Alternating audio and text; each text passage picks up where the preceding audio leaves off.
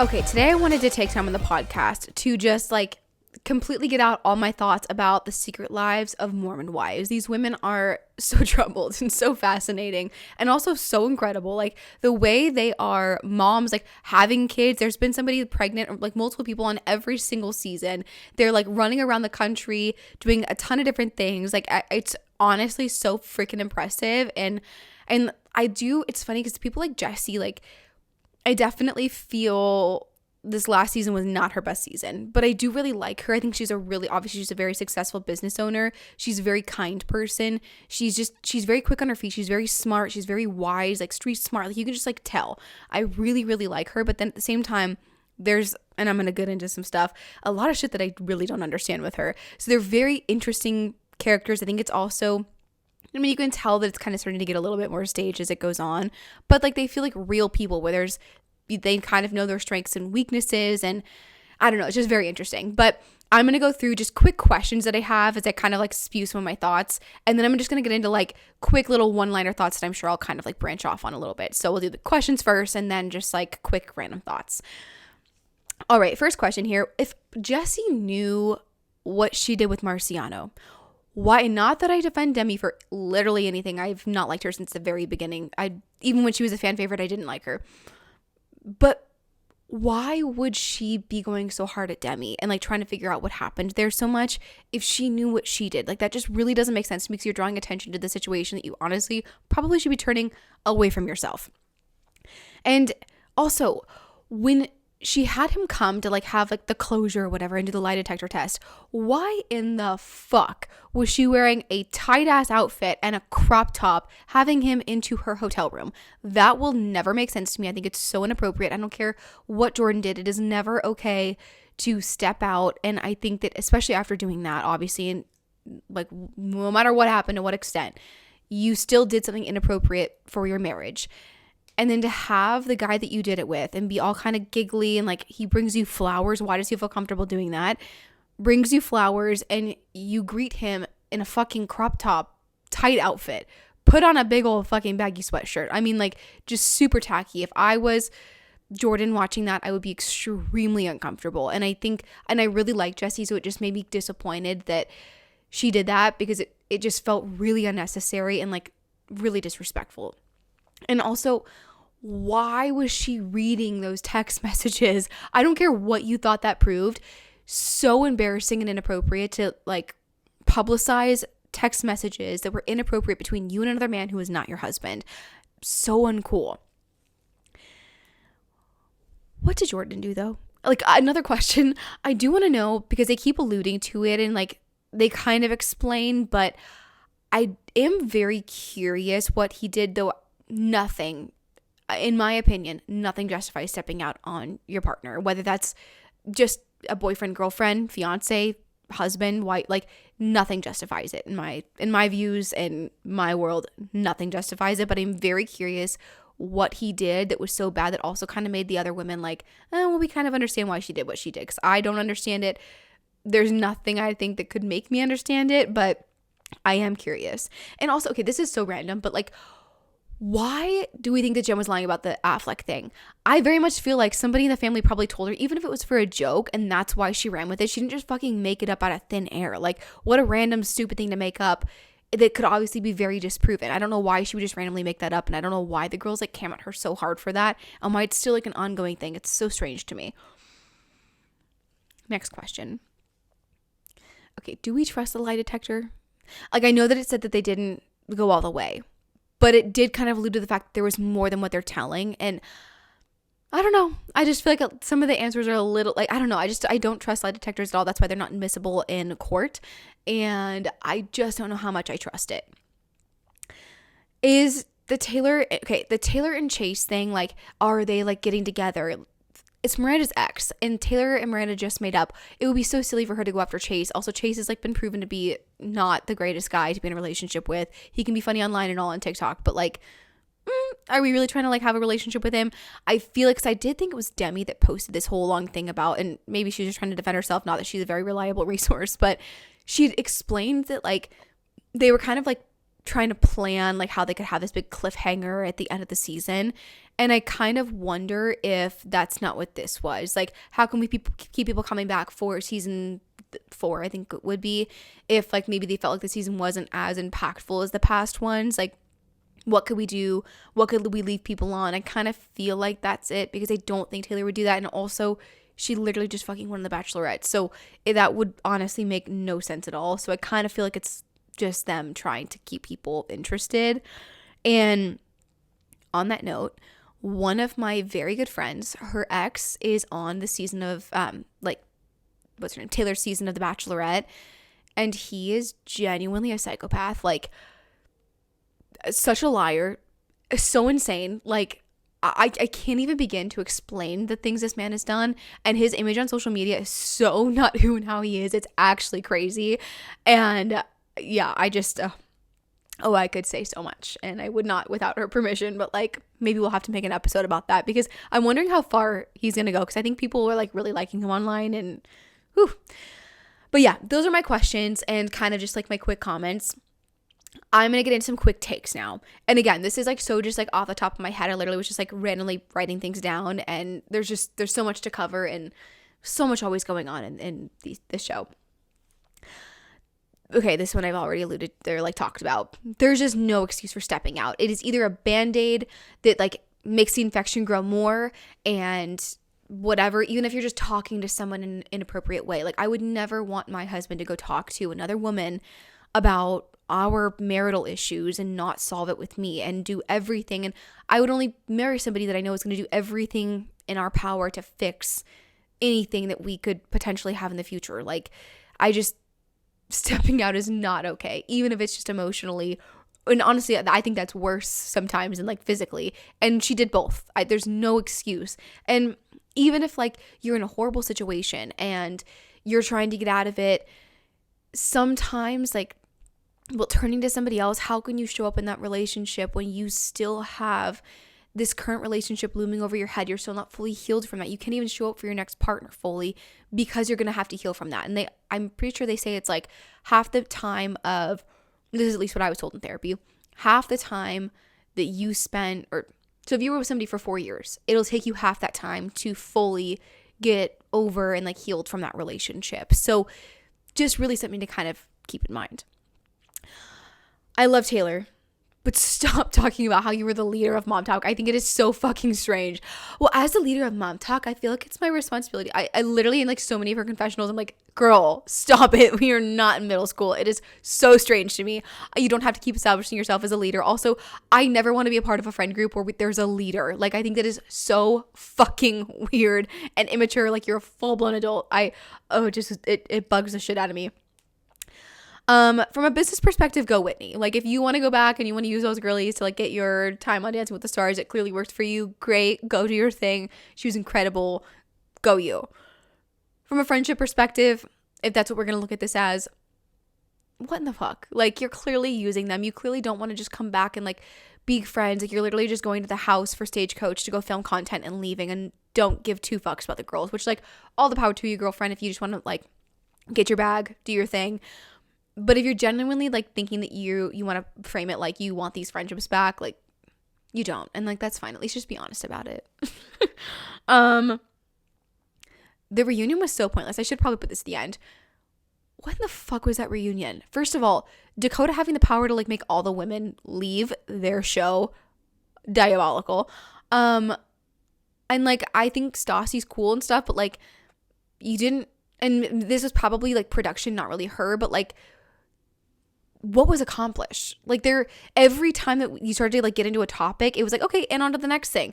And also, I've had enough of Taylor's parents. I don't know why the fuck they were there. The mom going and trying to fight Taylor's battles for her is so strange. She also is like pushing Taylor into like unhealthy relationships and like shaming her, both the parents, clearly. That comment that her stepdad made about her and like shaming her, I will never get over it. I think that is so not okay, especially when you have a fucking camera on your face. If that's what you feel comfortable saying, what do you say when there's not a camera present? Not a fan. I do not like her parents. I do not care for them to be on the TV show. Why are they at the reunion? I'm so not here for it. Yeah, please show us less of her parents. Demi should be fired, full stop. The way that she reacted when Jen said that she was like abused was so inappropriate, so not okay. Crying when also like you have like, and it's so hard because I'm so much somebody that like will be there, wants to be there for women and empower women and talk about women's safety and believing them, and like that is literally what I do as a career. But it is so clearly not that what happened to Demi, and like I just think it is really, really disgusting. I think it's really harmful for actual like survivors and victims of these kinds of crimes and harassment. And I just like, where she gets off is so wild to me when Michaela is sitting there talking about like very early childhood abuse. And I mean, it's just crazy. She's like crying, like, and then bringing it back to herself. It's just truly, and I'm not want to throw this word out there because I think it's so overused, but like so fucking narcissistic and absolutely diabolical to me. Fire her. Fire. And the fact that she's made me side with Marciano is absolutely insane. And like that alone she should be fired for. Also, it just like feels a little dark. Like, I love giving people platforms to talk about things. I think that like especially like very serious topics that need to be brought to light, especially in their community, and people online talking about like, oh, it felt like it was like sharing all of like our like abuse, there were like reunions or whatever. Like I also think you have to really remember what kind of world a lot of them are coming from and why these things maybe are so prominent. And I think it's really important to give voice to those things, but sometimes it's hard when like you're watching reality TV, and this is even some of the housewives shows where you watch it kind of for an escape, and then sometimes it does just if it gets very real and like a little dark. And I'm sure it's very difficult to kind of balance like sharing the real stories, but also like sometimes too watching people go through very real, hard, deeply traumatic things, and like their healing process sometimes is like, I almost kind of feel like I almost feel like wrong for kind of watching it, and especially like for entertainment purposes. I don't know, like, so just like a quick thought that I have, but at the same time, like their bravery for like Connor, Michaela, like all these people for like being able to come forward and talk about what they've been through, and again, especially with their community specifically in the world they come from, I think it's so impactful and important, and I really do thank them for that. It just sometimes I think it's just more like maybe a personal thing. Like I almost like feel guilty or like weird watching them heal from those things, and especially in such a public way. And I'm sure that they also get the negative backlash, and it just makes me sad. I don't know. Why did Jordan have just everybody over but Jesse to like their shared home? I thought it was so weird. And like having this powwow to like share his side of the story. If my husband ever had a group of our friends over without me when we were separated to like share his side of the story with everybody, I would be like, what the fuck is wrong with you? I mean, to be fair, they are filming a TV show, and I'm sure that was also like influenced by that, but so weird. What are you doing? Like trying to get the girls on your side. They're not supposed to be on your side, and girls can be very like honest with each other privately, but like I will always have my girlfriend's backs, especially if their partner was also relatively in the wrong. Like, and that's why I really am curious to know kind of what he did, and that gave me a little indicator because I thought that was so fucking weird. Okay, maybe this is a weird take. Dakota reminds me, and sorry, these thoughts are so all over the place. Dakota reminds me a bit of Tom Schwartz, where you almost kind of, you're like, oh, but I want to like them. Like, they seem so sweet, and they seem so genuine, and they seem so nice. When they apologize, it seems like they really mean it. But yeah, okay, Tom Schwartz like threw a drink at somebody and like cheated several times, and it's like you kind of struggle, like you like want to like them, and it's very strange, even though the things they do are fucking diabolical and not okay. And I kind of feel like Dakota is like that, where they're charming and they seem so innocent, like they could not hurt a fly, but they're actually like really fucking devious and horrible, especially as partners. And yeah, that was my complete thought.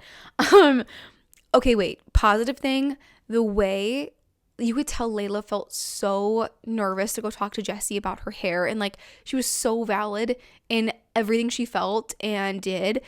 And I honestly I thought it was such a highlight of the season, the way Jessie responded to her and was so understanding. And not only that, went a step further and had the woman who did Layla's hair come out and teach her and like added it to her program. I thought that was incredible, and like did not make Layla feel bad about it at all whatsoever. And I just, like, she could have taken that and been offended, or, you know, and like people can be weird like that and like take it personally when there's nothing to be taken personally there. It's just like Layla has different hair that like needs to be treated and cared for differently, and Jessie didn't have the knowledge to do that. Like Layla should go obviously like to somebody who can take care of her hair properly, and that's so fair.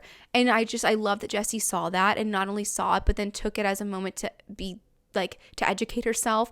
And I believe she even did like social media content with the woman who did Layla's hair as well, which is just, I thought was just handled so amazingly. And I just like don't have enough good things to say about it.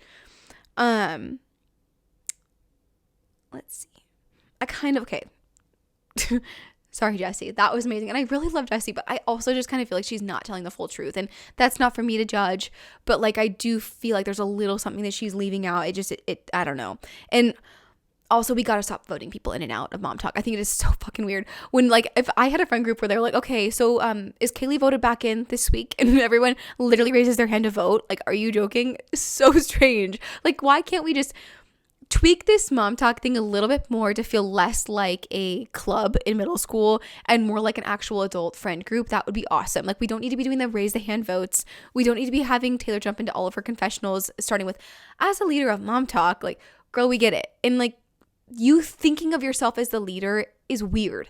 Everyone else can say it, but for you to come out and say it and like start, you know, labeling yourself as that, and that informs how you step in, and I'm gonna take the lead as the leader of Mom Talk. I went up to Whitney when she came to the house, so I thought I needed to communicate to her how the girls were feeling. Like, it's just so strange.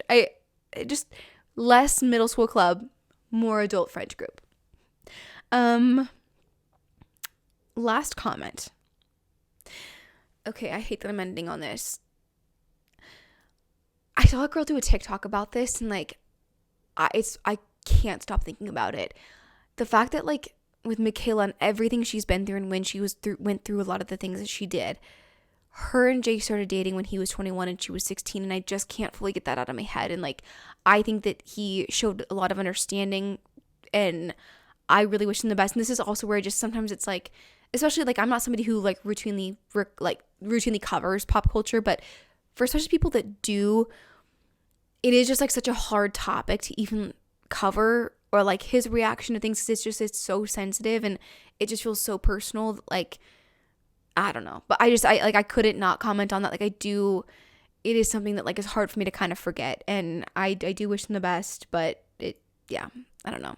The season was just a little for me, and like, and I do love the ladies, so I keep watching, and I do find them really impressive. Like, truly, the way they balance family and work and being moms, it's so impressive to me, and like something that I strive for, especially as somebody who's like very scared to enter that era of life where I kind of have been made to feel like, okay, you have kids and you have to stop your career. And I even have people that kind of alluded that to me that are close to me. So I think it's always been something that like for me is daunting, but truly like watching shows like this where it's kind of like that intermediary between like the Housewives and then your like Vanderpump Rules type stuff, and it's like the healthy version of the Valley. Well, maybe not, but like I do think it's good in that sense, but at the same time, I do kind of feel like it's starting to be a little manufactured. And I've seen people on podcasts and stuff and talking about how sometimes like the scenes can be a little bit manufactured. It does kind of feel a little staged, some of it. So I hope that they can maybe, again, then I think that's where it comes from, moving from like the middle school club into like an actual adult friend group to follow. I think that would definitely help, and like letting things happen naturally. I don't think everything has to be dark and dramatic and like horrible. I think that you can also have just like very real moments and like very real struggles within a family, and like more comedy and just like following them on all their opportunities, or like the drama behind who gets paid what. Like, I think that stuff is still interesting, and it doesn't have to like the drama and like the fallout of this relationship has to top the next one and stuff, or we have to like leave on a crazy cliffhanger of Chase and Taylor type thing, or Demi and Dakota. I hope that they can just really like be themselves, because that's what we love to watch. And honestly, it's so impressive. And I think truly, like, as much as the drama is like entertaining and stuff, I do think that the message and like just lifestyle and how they juggle everything is still really impactful and important too. So that's my 2 cents. Sorry for all the random thoughts. I should have probably organized them a little bit clearer, but that was just like total, like, my brain just like thinking through the seasons and like how things came up for me. So thanks for sitting with me through that. And if you haven't watched, go watch. I think the next season 4 is possibly coming out early 2026 from what I've heard. So we'll watch it together and recap it as we go. I can't wait for Love Island also this summer. I know it's like so far away, but I'm like so ready for it. And to recap it, I want to do it like live recaps. So if you like these pop culture episodes, let me know. I'm trying to do more pop culture and true crime. And if you have anything specifically that you want me to watch or cover, or you want to hear my takes on, please let me know. I love reality TV, especially when I'm on the road during like outreach sales call season. It's always nice to have things to watch. So thank you guys for sitting with me through this crazy all over the place episode, and I will talk to you next week.